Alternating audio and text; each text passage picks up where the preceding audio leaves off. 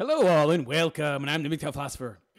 And I got to tell you guys out there, my MGTOW brothers, my day just keeps getting better and better.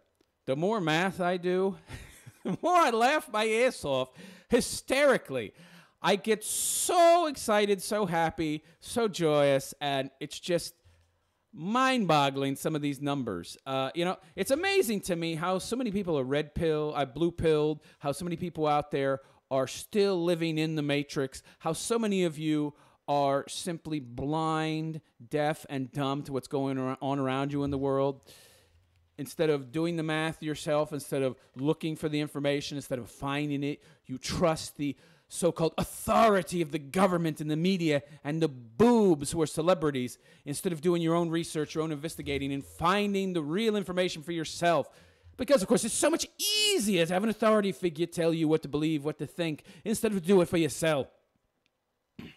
Well, I started doing some more research into these marriage numbers. And my recent video I just posted about how marriage has essentially dropped 53% since 1970 had me giddy with joy.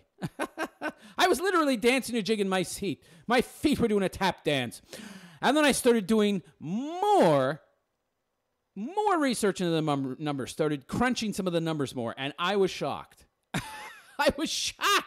And I said to myself, I got to share these numbers with everybody else out there. I got to share these numbers with my subscribers and everyone on YouTube because they're going to be flabbergasted when I start breaking down the data and showing you just how bad the situation for marriage has become. It's laughable, and it's laughable that anybody could believe that people are still getting married. They're not. They're not. And this is proof of it. So let me break the numbers down for you, point by point, so you can see exactly what I'm talking about. I love this shit. So let's start with 1960, shall we? Now we're going to look at these years, decade by decade. Now later on, they start breaking it down year by year so that you can't see the humongous drops in the amount of marriages. As you see from here, it's like 1960, 1970. And then they break it down to 1975 and 1980. Why didn't they go 1960, 1965, 1970? Yeah, so from 1960 to 1970, and by the way, that's because that's where I started this chart off at. I did a search for 1960 and up to 2016. But after 1970, they start breaking it up incrementally because if you didn't do that, the differences would be more obvious. And not in a good way, okay? It's crazy, some of these numbers. So from 1960 to 1970, there was an increase in marriage by 5.35 million couples, which is roughly 10,700,000 people got married, okay? With me so far? Great. So this was the last year that marriages increased. It's after that they did a nosedive. And they crashed and burned. And from 1970 to 1980, the increase was 2.16 million. Do you know what that is? A 60% drop in the number of marriages in 10 years alone. Did you hear me? 60% drop in the number of people getting married, in new marriages in a 10-year period. Unbelievable. So you go from 1960 to 1970 where women are still actually women, and, the feminism stuff has permeated the culture, but it hasn't gotten crazy like it did in 1970. And women went uber nuts, and they had to be men, and then they had to hate men. But they had to be men, but they had to hate men at the same time, right? They had to be just like men, but stay women and be superior, and then men are scum. 60% decrease in the number of new marriages in just 10 years. It dropped 60%. Holy shit! Now, let's continue to look.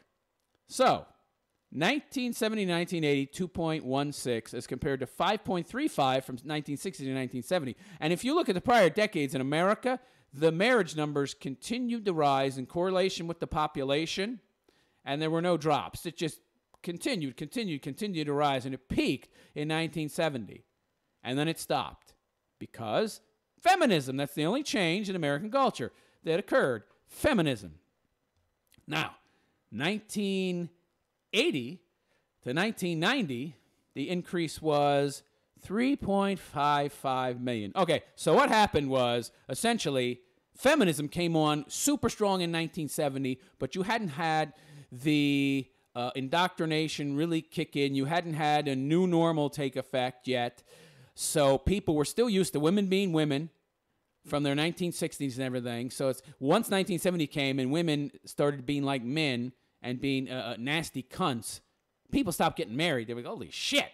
But then once you got a new generation growing up and growing older and becoming used to and acclimated to the new normal, and there was no contrast, and they didn't know how women were supposed to be, the marriage numbers started to climb again. So from 1980 to 1990, 3.55 million people got married. Okay? But that's still a big, big drop from 1960 to 1970. And the numbers never got anywhere near where they were before feminism in terms of new marriages occurring every 10 years. And that's with the population increasing. And by the way, marriage from 1980 to 1990 is still 35% less people getting married than from 1960 to 1970. And this trend just gets worse and worse. And you have to realize that this is while the population is increasing to grow at dramatic rates. Yet you're having decade after decade of huge drops in marriages, 35, 40%. Unbelievable. Now, from 1990 to 2000, you're talking 3.24. So it dropped. So it's closer to 40% less now than it was from 1960 to 1970. Then from 2000 to 2010, we see a slight increase, even while at this point the population has almost doubled. We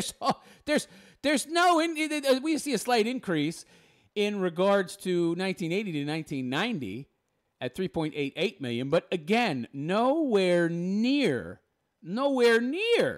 what it was in 1960 to 1970 when the population was almost half what it was in 2010. So you're still looking at an almost 30% drop from 2000 to 2010 compared to the numbers from 1960 to 1970. And this is a continuing trend as the population is growing, and growing some more.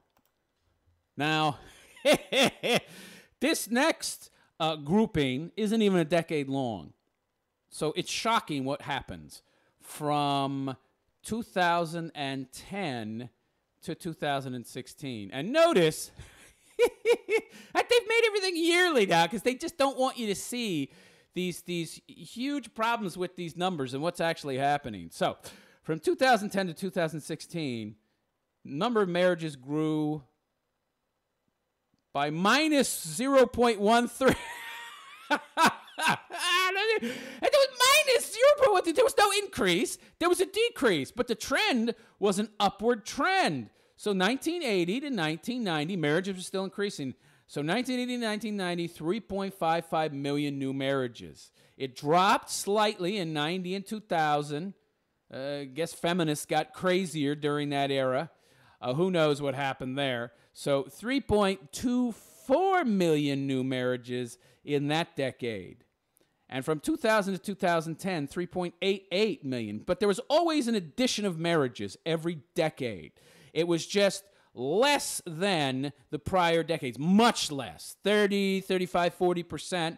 And overall, from 1960 to 2016, it's been an average drop of 32, 33%, which is crazy.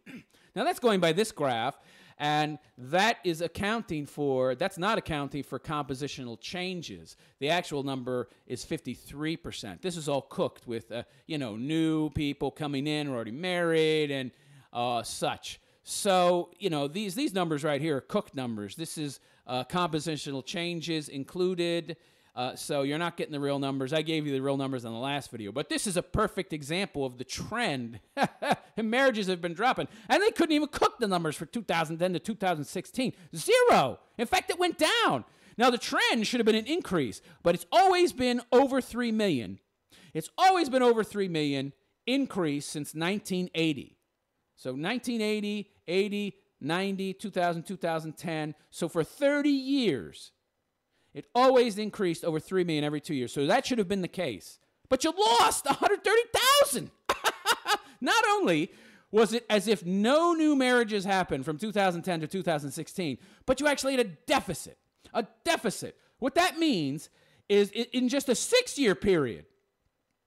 Now, looking at the current trend, okay, from 2010 to 2016, judging by the prior numbers and how they'd increased or stayed about the same, 3.55 million in 1980 to 1990, 3.24 million from 1990 to 2000, and 3.88 million from 2000 to 2010, you should have had roughly an increase of about 2.4 million, an increase in marriages of 2.4 million in that 6-year period. But instead, 0 and then minus 130,000. No, it's like no new marriages occurred. It's like everybody stopped getting married for 10 years. That's essentially what happened. That's essentially what the numbers are saying. That's essentially what it's like. What that actually means is that the same number of people could have continued to get married. So there's two scenarios. So many, many less people got married, and then many, many more people got divorced. Yeah, I don't know. Whatever happened, 0.3 marriages did not increase. So either nobody got married or so many people got divorced in that 6-year period that it blew away all the new marriages and actually put you into a deficit of 130,000. Unbelievable. In a 6-year period, 0. In fact, it's minus. This is so funny. I love this shit. I love it when the government and the media tries to tell us that marriages have been increasing slightly. Compared to what? Compared to what? Are you kidding me? Oh, yeah. Oh, you're meaning from a lull. Okay, like 2000. Yeah, if you're comparing it to say 2013, where it was down to 59.2, and then they started to go up slightly. But if you actually use a focus group and a group, we group them by decade, just like you do with marriage, and you get the number that 93.4% of marriages don't make it past the 10-year mark, you get accurate results. And you see that from 2010 to 2016, nothing, no marriages, so many divorces, that even if people got married at the same prior rate, that there were so many freaking divorces, they had doubled in number, that it canceled out any new marriages and actually put you into the red. This is hilarious. I love this shit. So 1960 to 1970, increase, a continuing crescendo, reaching 5.35 million new marriages. And then it took a drop off a motherfucking cliff in 1970 when third wave feminism reared its ugly head, and things have been going downhill ever since. Take those numbers and choke on them, ladies and white knights. I am the MGTOW philosopher, and I wish you a good day. Take care.